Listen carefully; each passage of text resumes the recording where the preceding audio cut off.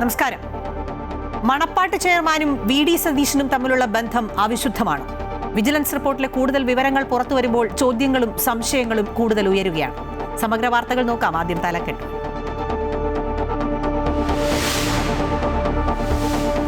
പുനർജനിയിൽ പ്രതിപക്ഷ നേതാവ് വി.ഡി. സതീശനും മണപ്പാട്ട് ഫൗണ്ടേഷനുമായി അവിശുദ്ധ ബന്ധമെന്ന് വിജിലൻസ് റിപ്പോർട്ട്.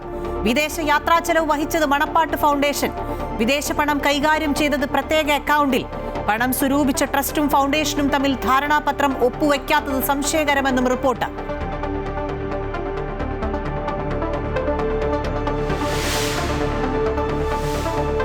കേരളത്തിൽ നിയമസഭാ തെരഞ്ഞെടുപ്പ് ഏപ്രിൽ പകുതിയോടെ ഒറ്റഘട്ടമായെന്ന് സൂചന. കേന്ദ്ര തെരഞ്ഞെടുപ്പ് കമ്മീഷൻ അടുത്ത മാസം സംസ്ഥാനത്തെത്തും. കേരളത്തോടൊപ്പം തമിഴ്നാടും ബംഗാളും അസമും പുതുച്ചേരിയും ജനവിധി തേടും.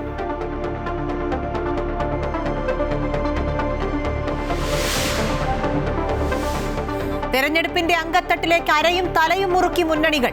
കൂടുതൽ സീറ്റുകളിൽ മത്സരിക്കാൻ CPM. 2 ടേം വ്യവസ്ഥ CPM-ഉം CPI-യും കർശനമാക്കില്ല. കോൺഗ്രസ് മത്സരിക്കുന്ന സീറ്റുകൾ കുറച്ചേക്കും. ലീഗിന് കൂടുതൽ സീറ്റ് നൽകും. NDA-യിൽ കൂടുതൽ സീറ്റ് ആവശ്യപ്പെട്ട് BDJS.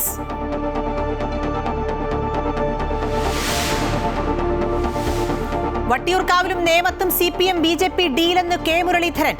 നേമത്തെ സ്ഥാനാർത്ഥിത്വത്തിൽ പാർട്ടി നിലപാട് ആണ് തന്റേതെന്നും നേമത്തെ അക്കൗണ്ട് BJP ഇനി തുറക്കില്ല എന്നും മന്ത്രി വി ശിവൻകുട്ടി. താൻ മത്സരിക്കണമോ എന്നത് നേതൃത്വം തീരുമാനിക്കുമെന്ന് MM ഹസൻ.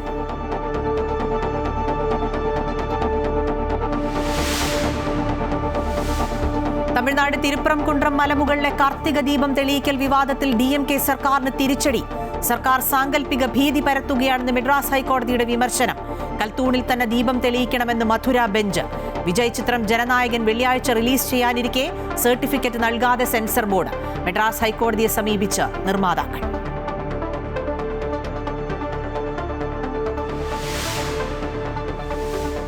പാലക്കാട് മദ്യം നൽകി അധ്യാപകൻ വിദ്യാർത്ഥിയെ പീഡിപ്പിച്ച സംഭവത്തിൽ സ്കൂളിനെതിരെ ഗുരുതര കണ്ടെത്തലുകൾ. പീഡന വിവരം പോലീസിനെ അറിയിക്കുന്നതിൽ വീഴ്ച പറ്റിയെന്നും അധ്യാപകനെതിരെ നടപടി സ്വീകരിച്ചില്ല എന്നും AEയോട് റിപ്പോർട്ട്.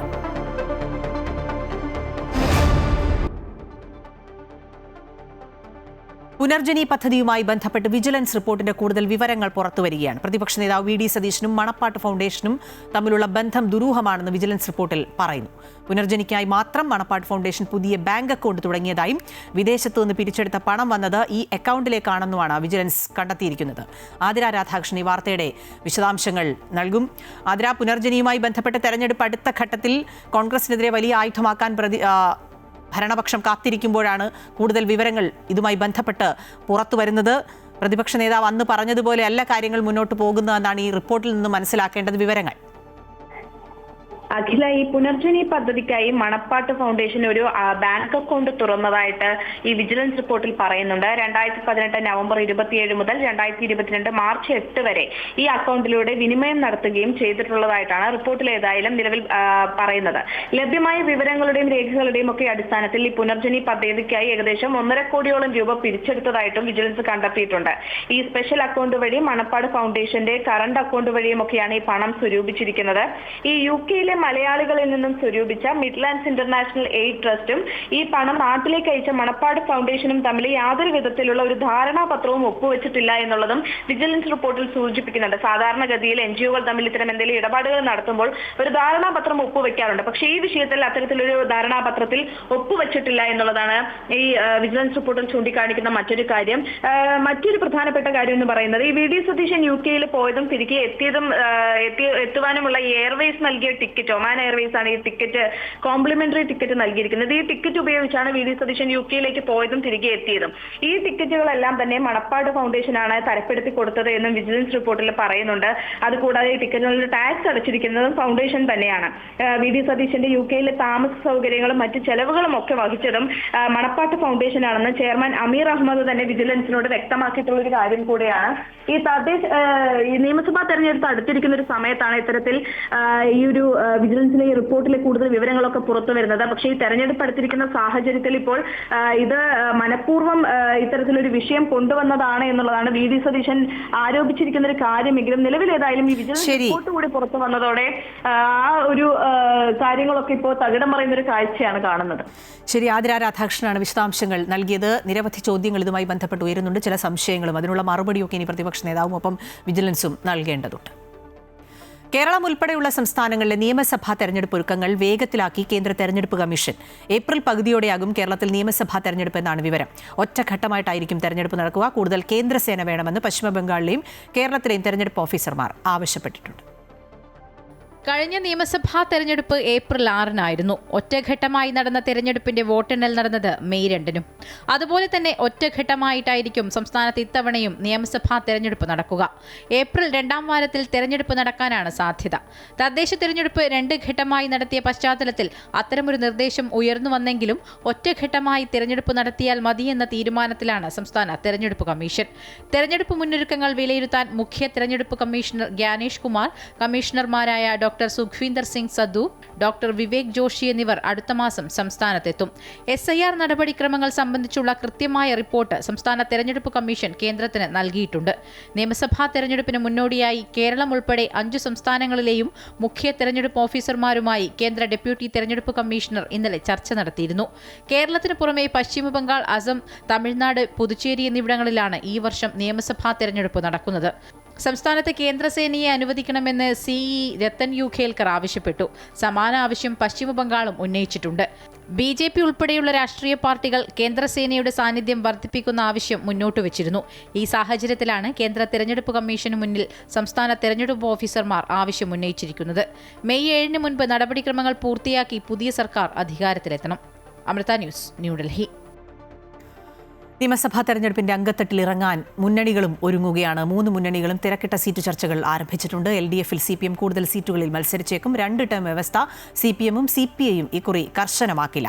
UDFനുള്ളിൽ കോൺഗ്രസ് കൂടുതൽ സീറ്റിൽ മത്സരിക്കാനുള്ള സാധ്യത കുറവാണ് എന്നുള്ള റിപ്പോർട്ടുകൾ കൂടി വരുന്നുണ്ട്. അതേസമയം ലീഗിന് കൂടുതൽ സീറ്റ് നൽകും. NDAയിൽ BDJS കൂടുതൽ സീറ്റ് ആവശ്യപ്പെട്ട് ശക്തമായി രംഗത്തുണ്ട്. അൻഫ്ലിഡ് ഡിസൂസ വാർത്തയുടെ വിശദാംശങ്ങൾ നൽകും. അൻഫ്ലിഡ്, ഏപ്രിലോട് തെരഞ്ഞെടുപ്പ് അടുത്തിരിക്കുകയാണ്. അതുകൊണ്ട് തന്നെ ശക്തമായ ഒരു മത്സരം നടത്താൻ മുന്നണികൾ തീർച്ചയായും തയ്യാറാകും. സ്ഥാനാർത്ഥി നിർണയത്തിലേക്കൊക്കെ കാര്യങ്ങൾ നീങ്ങുകയാണ് എന്നാണ് മനസ്സിലാക്കുന്ന വിവരങ്ങൾ. തീർച്ചയായും മക്കളെ, സ്ഥാനാർത്ഥി നിർണ്ണയത്തിലേക്കൊക്കെ മുന്നണികൾ ഔദ്യോഗികമായി അനൗദ്യോഗികമായി കടന്നിരിക്കുന്നു. അതിനു മുന്നോടിയായി ഘടകകക്ഷികളുമായുള്ള സീറ്റ് വിഭജന ചർച്ചകൾ പൂർത്തിയാക്കേണ്ടതുണ്ട്. അനൗദ്യോഗികമായി തന്നെ അത്തരത്തിലുള്ള ചർച്ചകളൊക്കെ തകൃതിയായി തന്നെ നടക്കുകയാണ്. പ്രത്യേകിച്ച് CPMഉം CPIയും LDFൽ 2 ടേം വ്യവസ്ഥകൾ കർശനമാക്കണമെന്നൊരു നിബന്ധന നേരത്തെ തന്നെ ഉണ്ടായിരുന്നു. പക്ഷേ ഇത്തവണത്തെ രാഷ്ട്രീയ സാഹചര്യത്തിൽ പ്രത്യേകിച്ച് തദ്ദേശ തെരഞ്ഞെടുപ്പിൽ ഈ പിന്നാക്കം പോയൊരു അവസ്ഥ കൂടി വന്നതുകൊണ്ട് 2 ടേം വ്യവസ്ഥ കർശനമാക്കിയാൽ പല പ്രമുഖരും മാറി നിൽക്കേണ്ടി വരും എന്നൊരു ആശങ്ക CPMനുമുണ്ട്, CPIക്കുമുണ്ട്. അതുകൊണ്ട് തന്നെ ആ വ്യവസ്ഥ 2 ടേം വ്യവസ്ഥ ഇക്കുറി കർശനമാക്കേണ്ടതില്ല. പല പ്രമുഖർക്കും ഇളവ് നൽകി മത്സരിപ്പിക്കാമെന്ന് പറയുന്നുണ്ട്. അതോടൊപ്പം 3 ടേം വ്യവസ്ഥ കർശനമാക്കുകയാണെങ്കിൽ മുഖ്യമന്ത്രി പിണറായി വിജയൻ നേരത്തെ തന്നെ PB ഇളവ് നൽകിയതാണ്. പക്ഷേ KK ശൈലജ അടക്കമുള്ള പല പ്രമുഖരൊക്കെ മാറി നിൽക്കേണ്ടി വരും. അതുകൊണ്ട് തന്നെ ചിലർക്കൊക്കെ 3 ടേം വ്യവസ്ഥയിൽ പോലും ഇളവ് നൽകാമെന്നൊരു ധാരണ പോലും CPMൽ ഉണ്ടായിരിക്കുകയാണ്. കേരള കോൺഗ്രസ് മാണി വിഭാഗം വലിയ രീതിയിൽ തർക്കം ഉന്നയിക്കുകയാണ്. കൂടുതൽ സീറ്റ് ഇക്കുറി ആവശ്യപ്പെടുന്നുണ്ട്. ഒപ്പം തന്നെ ചില സീറ്റുകളൊക്കെ വെച്ചു മാറണമെന്നും പ്രത്യേകിച്ച് CPMന് ജയസാധ്യതയുള്ള CPM നിരന്തരം ജയിക്കുന്ന ചില മണ്ഡലങ്ങളിലൊക്കെ തന്നെയും വേണമെന്നൊരാവശ്യം കേരള കോൺഗ്രസ് മാണി വിഭാഗം മുന്നോട്ട് വെച്ചിട്ടുണ്ട്. എന്തായാലും ഔദ്യോഗികമായ ചർച്ചകളിലേക്കൊന്നും കടന്നിട്ടില്ല. അതുപോലെ തന്നെയാണ് UDFലായാലും കോൺഗ്രസിനുള്ളിൽ ലീഗ് വലിയ രീതിയിൽ തന്നെ നിർദ്ദേശമൊക്കെ മുന്നോട്ട് വെച്ചിട്ടുണ്ട്. അത് ആദ്യമേ തന്നെ ആവശ്യപ്പെടുകയാണ്. 25 അവരുടെ നിലവിലുള്ളൊരു സീറ്റ് നില എന്നത്. പക്ഷേ ഇക്കുറി കൂടുതൽ സീറ്റ് അവർ ആവശ്യപ്പെട്ടിട്ടുണ്ട്. മലബാർ മേഖലയ്ക്ക് അപ്പുറത്തേക്ക് വടക്കൻ തെക്കൻ ജില്ലകളിലും മധ്യ കേരളത്തിലും ജയസാധ്യതയുള്ള കൂടുതൽ സീറ്റുകൾ ആവശ്യപ്പെട്ടിട്ടുണ്ട്. ലീഗിന് വഴങ്ങാൻ തന്നെയാണ് ഏറെക്കുറെ കോൺഗ്രസ് തീരുമാനിച്ചിരിക്കുന്നത്. കാരണം ഇക്കുറി ഏറ്റവും വലിയ പ്രതീക്ഷയോടെ ഇത്തവണ മത്സര രംഗത്തിറങ്ങുമ്പോൾ ഘടകകക്ഷികളുമായി പിടിവാശി വേണ്ട എന്ന് കോൺഗ്രസ് തീരുമാനിച്ചിരിക്കുന്നു. അതുകൊണ്ട് തന്നെ കോൺഗ്രസ് കൂടുതൽ സീറ്റിൽ മത്സരിക്കേണ്ടതില്ല എന്നൊരു ചില തീരുമാനങ്ങളും എടുത്തിട്ടുണ്ട്. ഒപ്പം NDAയിലും വലിയ രീതിയിലാണ് BDJS ശക്തമായ ആവശ്യമായി രംഗത്ത് വന്നിട്ടുണ്ട്. വലിയ രീതിയിൽ സമ്മർദ്ദവും BDJS ചെലുത്തുന്നുണ്ട്. പക്ഷേ അന്തിമമായ തീരുമാനം എടുക്കുന്നത് BJP തന്നെയാകും. ഈ രീതിയിൽ 3 മുന്നണികളിലും തകൃതിയായി തന്നെ സീറ്റ് വിഭജന ചർച്ചകൾ നടക്കുന്നുണ്ട്. ഇതിൽ തർക്കങ്ങൾ എല്ലാം ഉണ്ടാകാതെ സീറ്റ് വിഭജനം പൂർത്തിയാക്കാൻ മുന്നണികൾക്ക് കഴിയട്ടെ, അതാണല്ലോ നമ്മൾ പറയേണ്ടത്. അൻഫ്ലിഡ് ഡിസൂസയാണ് വിശദാംശങ്ങൾ നൽകിയത്. നിയമത്തെ സ്ഥാനാർത്ഥിത്വം സംബന്ധിച്ച് പാർട്ടി സെക്രട്ടറി പറഞ്ഞതാണ് തന്റെ അഭിപ്രായമെന്ന് മന്ത്രി വി ശിവൻകുട്ടി. തൃശൂരിൽ പറഞ്ഞതിനെ മാധ്യമങ്ങൾ വളച്ചൊടിച്ചുവെന്നും അദ്ദേഹം പറഞ്ഞു. BJPയുടെ അക്കൗണ്ട് നിയമത്ത് പൂട്ടിയതാണ്. ഏത് രാഷ്ട്രീയ സാഹചര്യം മാറിയാലും അതിനെ തുറക്കില്ല എന്നും വി ശിവൻകുട്ടി പറഞ്ഞു. പാർട്ടിയുടെ സംസ്ഥാന കമ്മിറ്റി സെക്രട്ടറി ഈ കാര്യത്തെ സംബന്ധിച്ചിടത്തോളം നടത്തിയിട്ടുള്ള വിശദീകരണമാണ് ശരിയായ വിശദീകരണം. അതാണ് പാർട്ടിയുടെയും എൻ്റെ അഭിപ്രായം. വിജയം തോൽവിയുടെ പ്രശ്നമല്ലല്ലോ നമ്മളിവിടെ ചർച്ച ചെയ്തുകൊണ്ടിരിക്കുന്നത്. എൻ്റെ സ്ഥാനാർത്ഥിത്വമാണല്ലോ ഇവിടെ ചർച്ച ചെയ്തുകൊണ്ടിരിക്കുന്നത്. അത് ഞാൻ തൃശ്ശൂരിൽ പറഞ്ഞതിനെ മാധ്യമങ്ങൾ വളച്ചൊടിച്ച് പ്രസിദ്ധീകരിച്ചു. ഞാൻ എൻ്റെ വിശദീകരണം നൽകി. അതിൻ്റെ അടിസ്ഥാനത്തിൽ പാർട്ടിയുടെ സംസ്ഥാന സെക്രട്ടറി ഒരു വിശദീകരണം നൽകി. വട്ടിയൂർക്കാവിലും നേമത്തും CPM BJP ഡീലെന്ന് കെ മുരളീധരൻ. പിണറായിയെ മുന്നിൽ നിർത്തി CPM തെരഞ്ഞെടുപ്പിനെ നേരിടുന്നതാണ് തങ്ങളുടെ വിജയപ്രതീക്ഷ വർദ്ധിപ്പിക്കുന്നതെന്നും കെ മുരളീധരൻ പറഞ്ഞു. നേരത്തെ തൃശൂർ ലോക്സഭാ തെരഞ്ഞെടുപ്പിൽ CPM BJP ഡീൽ ആരോപിച്ച കെ മുരളീധരൻ നേമത്തും വട്ടിയൂർക്കാവിലും CPM BJP ഡീൽ എന്ന ആരോപണമാണ് ഉയർത്തുന്നത്. നേമത്ത് മത്സരിക്കാനില്ല എന്ന് ശിവൻകുട്ടി പറഞ്ഞില്ല. അപ്പോൾ ഞാനിതിൽ അന്തർധാര മണക്കുന്നുണ്ട്. അത് ഈ 2 സീറ്റുകളും BJP കൊടുക്കാനുള്ള ഒരു ഡീലിൻ്റെ ഭാഗമാണോ എന്നാണ് ഞങ്ങളുടെ സംശയം. LDF പിണറായി വിജയനെ മുന്നിൽ നിർത്തിയാണ് തെരഞ്ഞെടുപ്പിനെ നേരിടുന്നത് എന്നുള്ളതാണ് തങ്ങളുടെ ആത്മവിശ്വാസമെന്നും മുരളീധരൻ. കഴിഞ്ഞ 10 വർഷത്തെ ദുർഭരണത്തിൻ്റെ ഒരു മുഖ്യ കണ്ണി മുഖ്യമന്ത്രിയാണല്ലോ. അതുകൊണ്ടാണ് ഞാൻ പറഞ്ഞത് പിണറായി വിജയനെ തന്നെ മുന്നിൽ നിർത്തിയാൽ ഞങ്ങൾക്ക് ജോലി കുറെ കൂടി എളുപ്പമായി എന്ന് പറയുന്നതിൻ്റെ കാരണം. ആർക്കും ഓഫറുകൾ നൽകി മുന്നണിയിലേക്ക് ക്ഷണിക്കില്ല. അതേസമയം വരുന്നവരുടെ മുന്നിൽ വാതിലുകൾ അടച്ചിട്ടില്ലെന്നും കെ മുരളീധരൻ വ്യക്തമാക്കി. തിരുവനന്തപുരത്ത് മത്സരിക്കുന്നതിനാണോ വ്യക്തിപരമായി താല്പര്യമെന്ന് ചോദിച്ചപ്പോൾ പ്രതികരണം ഇങ്ങനെയായിരുന്നു. തിരുവനന്തപുരമാണോ ശരിക്കും വ്യക്തിപരമായ ഒരു ചോയ്സ് പാർട്ടി അങ്ങനെ വെക്കുകയാണ് എന്നുണ്ടെങ്കിൽ? അല്ല, തിരുവനന്തപുരം നഗരത്തിൻ്റെ ചുമതലയാണല്ലോ എനിക്കുണ്ടായിരുന്നത്. സ്വാഭാവികമായിട്ടും അവിടെയാണെങ്കിൽ കഴിഞ്ഞ ഇലക്ഷനിലൊക്കെ എല്ലാവർക്കും വേണ്ടി 101 സ്ഥാനാർത്ഥികൾക്ക് വേണ്ടി പ്രചാരണം നടത്താൻ കഴിഞ്ഞിട്ടുണ്ട്. കാര്യങ്ങളൊക്കെ ആലോചിച്ച് പാർട്ടി തീരുമാനിച്ചോട്ടെ. വയനാട് കോൺഗ്രസ് വാഗ്ദാനം ചെയ്ത വീടുകളുടെ നിർമ്മാണം അടുത്തയാഴ്ച ആരംഭിക്കും. കനകോലുവിനെ മാത്രമല്ല വിവിധ സർവേകളെയും കൂടെ ആശ്രയിച്ചുള്ള തെരഞ്ഞെടുപ്പ് തന്ത്രങ്ങളാണ് തയ്യാറാക്കുന്നതെന്നും മുരളീധരൻ കൂട്ടിച്ചേർത്തു. MM Ragesh, Amrita news, Kozhikode. താൻ മത്സരിക്കണമോ എന്ന് തീരുമാനിക്കേണ്ടത് നേതൃത്വമാണെന്നും വിവാഹപ്രായമെത്തിയ പെൺകുട്ടിയോട് വിവാഹത്തിന് താല്പര്യമുണ്ടോ എന്ന് ചോദിക്കുന്നത് പോലെയാണ് രാഷ്ട്രീയക്കാരോട് മത്സരിക്കാൻ താല്പര്യമുണ്ടോ എന്ന് ചോദിക്കുന്നതെന്നും MM ഹസൻ. MP മാർ മത്സരിക്കണോ എന്നത് നയപരമായി എടുക്കേണ്ട തീരുമാനമാണ്. അധിക സീറ്റിന്റെ കാര്യമൊക്കെ ചർച്ച ചെയ്ത് തീരുമാനിക്കുമെന്നും അദ്ദേഹം പറഞ്ഞു. ആരും സ്വയം സ്ഥാനാർത്ഥികളായി പ്രഖ്യാപിക്കാൻ പാടില്ല. പാർട്ടി തീരുമാനിക്കും. പാർട്ടിയാണ് തീരുമാനിക്കുന്നത്. അത് എൻ്റെ കാര്യം ചോദിച്ചപ്പോൾ പാർട്ടി തീരുമാനിച്ചാൽ ഞാനല്ല, ഏത് കോൺഗ്രസ് നേതാവും അതനുസരിക്കണ്ടേ? പാർട്ടി തീരുമാനിച്ചാൽ ഞാനും മത്സരിക്കും, അത്രയേ ഉള്ളൂ. മുസ്ലിം ലീഗിനെ സംബന്ധിച്ച് അവർക്ക് അർഹതയുള്ള സീറ്റ് അവർക്ക് ആവശ്യപ്പെടാം. പക്ഷെ അവർ വളരെ യാഥാർത്ഥ്യബോധത്തോടു കൂടിയാണ് പറഞ്ഞിരിക്കുന്നത്. രാവിലെയും വൈകിട്ടും അഭിപ്രായം മാറ്റി പറയുന്നയാളാണ് വെള്ളാപ്പള്ളി നടേശനെന്ന് MM ഹസൻ. ആ വെള്ളാപ്പള്ളിയാണ് CPM കൊണ്ടു നടക്കുന്നത്. ഇക്കാര്യം ജനം വിലയിരുത്തട്ടെ എന്നും അദ്ദേഹം പറഞ്ഞു. അപ്പോൾ വെള്ളാപ്പള്ളി പറയുന്നതിൻ്റെ പേരിൽ മറുപടി പറയാൻ ഞങ്ങളില്ല. പക്ഷേ വെള്ളാപ്പള്ളി രാവിലെ ഒരഭിപ്രായം, വൈകുന്നേരം ഒരഭിപ്രായം പറയുന്ന ആളാണെന്ന് എല്ലാവർക്കും അറിയാം. അതുകൊണ്ട് വെള്ളാപ്പള്ളിയോടുള്ള CPM-ൻ്റെ സമീപനം, മാർക്സിസ്റ്റ് പാർട്ടിയുടെ സമീപനം ജനങ്ങൾ കണ്ടുകൊണ്ടിരിക്കുകയാണ്. സ്വന്തം കാറിൽ കയറ്റി വെള്ളാപ്പള്ളിയെ കൊണ്ടുപോയത്, അതിന് അദ്ദേഹം പറഞ്ഞ മറുപടി സ്വന്തം മുന്നണിയിലെ ബിനോയ് വിശ്വമല്ല പിണറായി വിജയൻ എന്ന് പറഞ്ഞു. ശരിയാ. TV-ക്ക് അധ്യക്ഷനും നടനുമായ വിജയുടെ വിടവാങ്ങൽ ചിത്രം ജനനായകന്റെ റിലീസ് പ്രതിസന്ധിയിൽ. വെള്ളിയാഴ്ച റിലീസ് ചെയ്യാനിരിക്കെ ഇതുവരെയും ചിത്രത്തിന് സെൻസർ സർട്ടിഫിക്കറ്റ് നൽകിയിട്ടില്ല. ഇതിനിടെ നിർമ്മാതാക്കൾ ഹൈക്കോടതിയെ സമീപിച്ചു. ഹർജി ഉച്ചകഴിഞ്ഞ് കോടതി പരിഗണിക്കും. വിജയ് ആരാധകർ ഏറെ പ്രതീക്ഷയോടെ കാത്തിരിക്കുന്ന ചിത്രമാണ് ജനനായകൻ.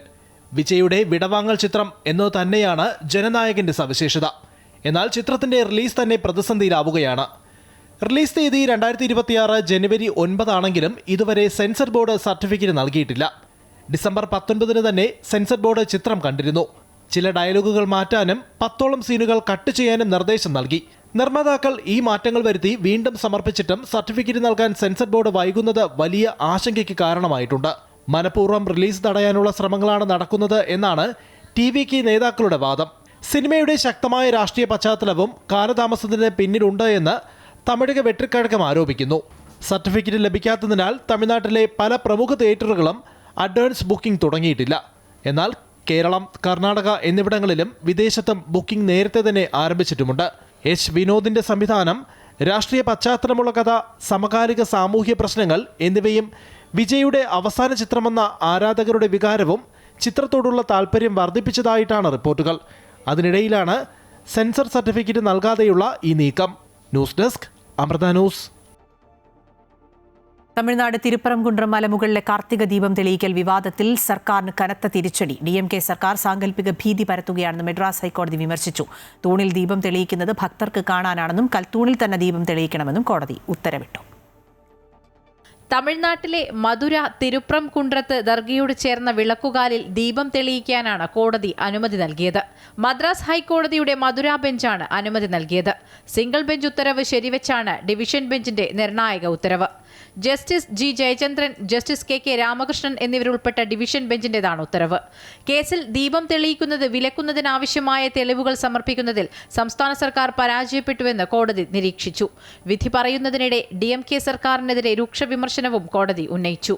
ഒരു പ്രത്യേക ദിവസം ദേവസ്ഥാനം പ്രതിനിധികൾ പ്രത്യേക സ്ഥലത്ത് ദീപം തെളിയിക്കുന്നത് എങ്ങനെ സമാധാനത്തിന് വിഘാതം സൃഷ്ടിക്കുമെന്ന് കോടതി ചോദിച്ചു. സംസ്ഥാന സർക്കാർ സ്പോൺസർ ചെയ്താൽ മാത്രമേ അത്തരമൊരു പ്രശ്നമുണ്ടാകൂ. രാഷ്ട്രീയ അജണ്ട മുന്നോട്ട് കൊണ്ടുപോകുന്നതിനായി ഒരു സംസ്ഥാനവും ഇത്രത്തോളം തരം താഴില്ലെന്നും കോടതി വ്യക്തമാക്കി. തിരുപ്രംകുണ്ട്രം കുന്നിൻമുകളിലെ ഹസ്രത്ത് സിക്കന്ദർ ബാദുഷാ ദർഗയ്ക്ക് സമീപത്തുള്ള സർവേ കുറ്റിയിൽ ദീപം തെളിയിക്കാൻ അനുവദിച്ചുകൊണ്ട് മദ്രാസ് ഹൈക്കോടതി ജഡ്ജി GR സ്വാമിനാഥൻ ഉത്തരവിട്ടതാണ് പ്രശ്നം ആളിക്കത്തിച്ചത്. അന്ന് ജഡ്ജിയെ ഇംപീച്ച്മെന്റ് ചെയ്യണമെന്ന് ഇന്ത്യ മുന്നണിയിലെ MPമാർ ആവശ്യപ്പെട്ടിരുന്നു. News desk Amrita news.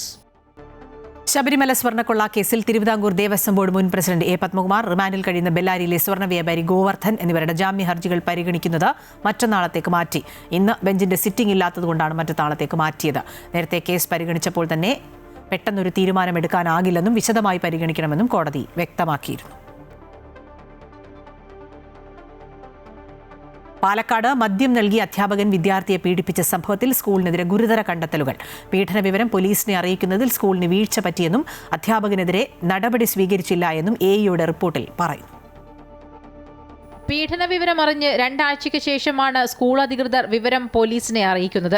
സംഭവത്തിന്റെ ഗൗരവം കണക്കിലെടുക്കാതെ അധ്യാപകനെ സ്കൂളിൽ നിന്നും പുറത്താക്കിയില്ലെന്നും രക്ഷിതാക്കളുടെ നിസ്സഹകരണവും വിഷയത്തിൽ പ്രശ്നമായെന്നും AEO സമർപ്പിച്ച റിപ്പോർട്ടിൽ പറയുന്നു. രക്ഷിതാക്കളുടെ നിസ്സഹകരണം കണക്കിലെടുക്കാതെ സ്വമേധയാ സംഭവം അറിഞ്ഞ ഉടൻ അധികൃതർക്ക് പരാതി നൽകാമായിരുന്നു. എന്നാൽ നടപടി സ്വീകരിക്കാതെ അധ്യാപകനെ സസ്പെൻഡ് ചെയ്യാനോ രാജി എഴുതി വാങ്ങാനോ ശ്രമിച്ചില്ലെന്നും അധ്യാപകനെ സംരക്ഷിക്കുന്ന നടപടിയാണ് സ്കൂളിന്റെ ഭാഗത്ത് നിന്ന് ഉണ്ടായതെന്നും റിപ്പോർട്ടിൽ ചൂണ്ടിക്കാട്ടുന്നു.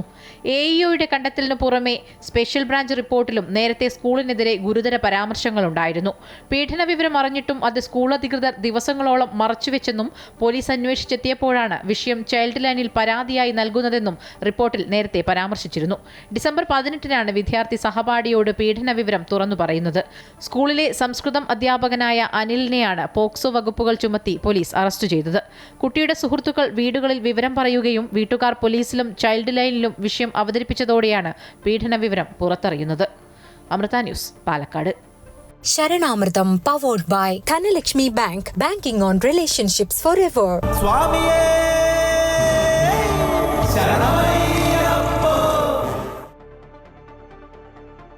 ശബരിമലയിൽ ഇന്നും വലിയ ഭക്തജന തിരക്കാണ് അനുഭവപ്പെടുന്നത്. മകരവിളക്ക് സീസൺ ആരംഭിച്ചതോടെ അയ്യപ്പ സന്നിധിയിലേക്ക് ഭക്തജനങ്ങളുടെ പ്രവാഹമാണ്. ഏറെ നേരം ക്യൂ നിന്ന ശേഷമാണ് ഭക്തർക്ക് ദർശനം സാധ്യമാകുന്നത്. കഴിഞ്ഞ ദിവസം 1 ലക്ഷത്തിലധികം ഭക്തർ ശബരിമലയിൽ ദർശനത്തിനെത്തി. സന്നിധാനത്തു നിന്നും സുതീഷ് കുമാർ തയ്യാറാക്കിയ റിപ്പോർട്ട് കാണാം. ശബരിമലയിൽ വലിയ രീതിയിലുള്ള ഒരു ഭക്തജന തിരക്കാണ് ഇപ്പോൾ അനുഭവപ്പെടുന്നത്. കഴിഞ്ഞ ദിവസം 1,56,680 ഭക്തർ തീർത്ഥാടനത്തിനായി ശബരിമലയിലേക്ക് എത്തി. കഴിഞ്ഞ ദിവസങ്ങളിലൊക്കെ തന്നെ ഇത്തരത്തിൽ വലിയ രീതിയിലുള്ള ഒരു ഭക്തജന തിരക്ക് ശബരിമലയിൽ ദൃശ്യമാകുന്നുണ്ട്. 90,000-ന് മുകളിലാണ് കഴിഞ്ഞ ദിവസങ്ങളിൽ ഓരോ ദിവസങ്ങളിലും അയ്യപ്പന്മാർ ശബരിമലയിൽ എത്തിയത്. ഈ ഒരു മകരവിളക്ക് സീസണായി ശബരിമല തീർത്ഥാടന കാലം തുടങ്ങിയ അന്നു മുതൽ അനുഭവപ്പെടുന്ന ഒരു തിരക്ക് അതിപ്പോഴും അങ്ങനെ തുടരുകയാണ്. കൂടുതലായും അയൽ സംസ്ഥാനങ്ങളിൽ നിന്നും എത്തുന്ന തീർത്ഥാടകരാണ് ഈ മകരവിളക്ക് മഹോത്സവ കാലത്ത് കൂടുതലായി ശബരീശ സന്നിധിയിലേക്ക് എത്തുന്നത്. അതുകൊണ്ട് തന്നെ അവർ കൂടുതലായി ഇവിടേക്ക് എത്തുമ്പോൾ അത്തരത്തിലുള്ള ഒരു തിരക്ക് ശബരിമലയിൽ ദൃശ്യമാകുന്നുണ്ട്. ഇവർ സന്നിധാനത്തേക്ക് എത്തി അയ്യപ്പ ദർശനം പൂർത്തിയാക്കി ശേഷം അവരുടെ ചടങ്ങുകളും മറ്റുമൊക്കെ നടത്തിയതിന് ശേഷമാണ് സന്നിധാനത്ത് നിന്നും മടങ്ങുന്നത്. അതുകൊണ്ട് തന്നെ സന്നിധാനത്ത് ഇപ്പോൾ അയൽ സംസ്ഥാനങ്ങളിൽ നിന്നും എത്തുന്ന തീർത്ഥാടകരുടെ ഒരു തിരക്ക് അത് കഴിഞ്ഞ ദിവസങ്ങളിലേതിനേക്കാൾ കൂടുതലായി വർദ്ധിച്ചിട്ടുണ്ട്. പ്രധാനമായും പരമ്പരാഗത പാതകൾ വഴിയും ഒക്കെ അയ്യപ്പന്മാർ ഇത്തരത്തിൽ ശബരീശ സന്നിധിയിലേക്ക് കൂടുതലായി എത്തുന്നു.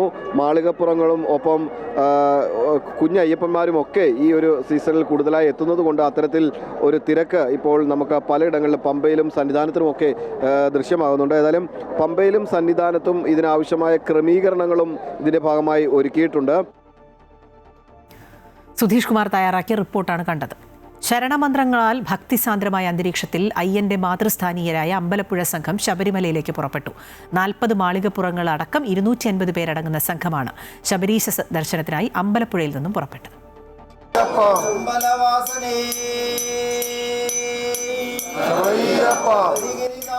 അമ്പലപ്പുഴ ശ്രീകൃഷ്ണസ്വാമി ക്ഷേത്രത്തിലെ പ്രഭാത ശീവേലിക്കു ശേഷം പേട്ടതുള്ളലിന് എഴുന്നള്ളിക്കുവാനുള്ള തങ്കത്തിടമ്പ് ക്ഷേത്രം മേൽശാന്തി കണ്ണമംഗലം കേശവൻ നമ്പൂതിരി കിഴക്കേ ഗോപുര നടയിൽ വെച്ച് പൂജിച്ച് സമൂഹ പെരിയോൻ എൻ ഗോപാലകൃഷ്ണ പിള്ളയ്ക്ക് കൈമാറി. തുടർന്ന് തിടമ്പ് പ്രത്യേകം തയ്യാറാക്കി അലങ്കരിച്ച രഥത്തിലേക്ക് എഴുന്നള്ളിച്ച് രഥഘോഷയാത്രയായി 10 നാൾ നീളുന്ന തീർത്ഥാടനത്തിന് തുടക്കം കുറിച്ചു.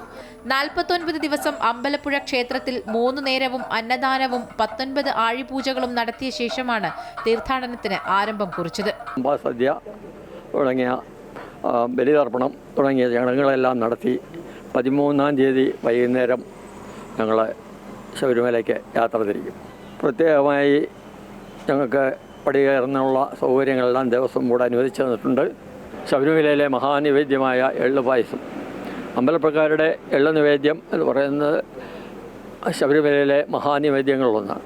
9-ന് മണിമലക്കാവിൽ ആഴിപൂജ, 11-ന് എരുമേലി പേട്ടതുള്ളൽ, 13-ന് പമ്പാ സദ്യ, മകരവിളക്ക് ദിവസം സന്നിധാനത്ത് നെയ്യഭിഷേകം, മഹാനിവേദ്യം, കർപ്പൂരാഴി പൂജ, മകരവിളക്കിന്റെ പിറ്റേ ദിവസം മണിമണ്ഡപത്തിൽ നിന്നും സന്നിധാനത്തേക്ക് ശീവേലി എഴുന്നള്ളത്ത് എന്നീ ചടങ്ങുകൾ പൂർത്തിയാക്കി 15-ന് രാത്രി സംഘം മലയിറങ്ങും.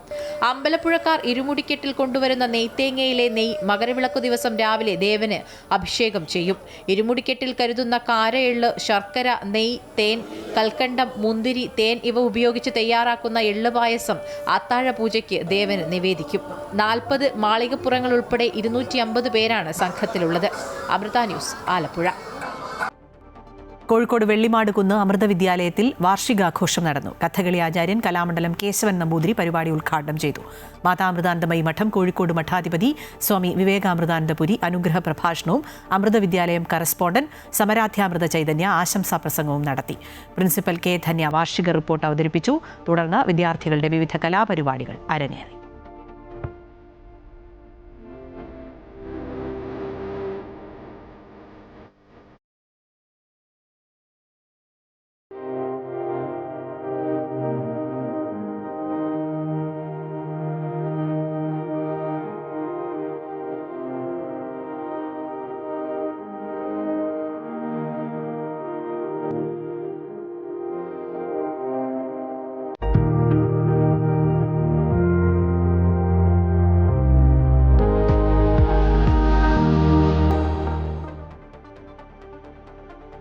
കരിപ്പൂർ വിമാനത്താവളത്തിൽ വിമാനം വൈകുന്നതിൽ യാത്രക്കാരുടെ പ്രതിഷേധം. ദുബായിലേക്ക് പുറപ്പെടേണ്ട സ്പൈസ് ജെറ്റ് വിമാനമാണ് വൈകുന്നത്. ഇന്നലെ രാത്രി 11:50-ന് പുറപ്പെടേണ്ട വിമാനം ഇതുവരെ പുറപ്പെട്ടിട്ടില്ല. സാങ്കേതിക തകരാറാണ് കാരണമെന്ന് വിമാന കമ്പനി അധികൃതർ അറിയിച്ചതായി യാത്രക്കാർ പറയുന്നു. തകരാർ പരിഹരിച്ചിട്ടുണ്ട് എന്നും ഉടൻ പുറപ്പെടുമെന്നും കമ്പനി അധികൃതർ അറിയിച്ചു. ആന്ധ്രാപ്രദേശിലെ എണ്ണക്കിണറിലുണ്ടായ തീപിടുത്തം 2ാം ദിവസവും അണയ്ക്കാനായില്ല. പ്രദേശവാസികളെ പൂർണ്ണമായും ഒഴിപ്പിച്ചു. ഡൽഹിയിൽ നിന്ന് ONGCയുടെ വിദഗ്ധ സംഘം സംഭവസ്ഥലത്തെത്തി. ഇന്നലെ ഉച്ചയ്ക്ക് 12:40ഓടെയാണ് തീപിടുത്തമുണ്ടായത്. ONGCയുടെ മോറി 5 എന്ന കിണറിലാണ് സംഭവം. എണ്ണക്കിണറിൽ അറ്റകുറ്റപ്പണിയുടെ ഭാഗമായി ഡ്രിൽ ചെയ്യുന്നതിനിടെ പൈപ്പ് ലൈൻ തകരാർ സംഭവിക്കുകയും ഗ്യാസ് ലീക്ക് ഉണ്ടാവുകയുമായിരുന്നു. 20 മീറ്റർ ഉയരവും 25 മീറ്റർ വീതിയുമുള്ള തീ പടർന്നത്. 5 കിലോമീറ്റർ ചുറ്റളവിൽ നിന്ന് ആളുകളെ പൂർണ്ണമായും ഒഴിപ്പിച്ചിരിക്കുകയാണ്. 3 ഗ്രാമങ്ങളിൽ നിന്നായി 600ഓളം പേരെ ഒഴിപ്പിച്ചുവെന്നും 1 കിലോമീറ്റർ നോ സോണായി പ്രഖ്യാപിച്ചിട്ടുണ്ടെന്നും അധികൃതർ അറിയിച്ചു. ഇന്ത്യൻ സൂപ്പർ ലീഗ് ഫുട്ബോൾ പുതിയ സീസൺ ഫെബ്രുവരിയിൽ നടക്കും. ഫെബ്രുവരി 2ാം വാരം കളിക്കാൻ സന്നദ്ധമാണെന്ന് ക്ലബ്ബുകൾ ഇന്ത്യൻ ഫുട്ബോൾ ഫെഡറേഷനെ അറിയിച്ചു. ശനിയാഴ്ച ചേർന്ന ഇന്ത്യൻ ഫുട്ബോൾ ഫെഡറേഷൻ അടിയന്തര യോഗം AIFF ISL കോർഡിനേഷൻ കമ്മിറ്റിയുടെ നിർദ്ദേശം തത്വത്തിൽ അംഗീകരിക്കുകയായിരുന്നു. 14 ടീമുകൾ ഇത്തവണ കളത്തിലിറങ്ങും. വിജയ് ഹസാരെ ട്രോഫിയിൽ പുതുച്ചേരിക്കെതിരെ കേരളത്തിന് 248 റൺസ് വിജയലക്ഷ്യം. ആദ്യം ബാറ്റ് ചെയ്ത പുതുച്ചേരി 47.4 ഓവറിൽ 247 റൺസിന് ഓൾ ഔട്ടായി. 54 പന്തിൽ 57 റൺസ് എടുത്ത ജസ്വന്ത് ശ്രീറാമാണ് പുതുച്ചേരിയുടെ top scorer. Ajay Rohera 53 runs എടുത്തു. കേരളത്തിനായി MD നിതീഷ് 4-ഉം Ankit Sharma, Eden Apple Tom എന്നിവർ 2 വിക്കറ്റ് വീതവും വീഴ്ത്തി. ഇന്ന് വിഘ്നേഷ് പുത്തൂറിന് പകരം ബിജു നാരായണൻ കേരളത്തിന്റെ പ്ലേയിങ് 11-ലെത്തി. ഉച്ചവാർത്ത പൂർണ്ണമാവുകയാണ്. കൂടുതൽ വാർത്തകൾ അമൃത ന്യൂസ് യൂട്യൂബ് ചാനലിൽ കാണാം. നമസ്കാരം.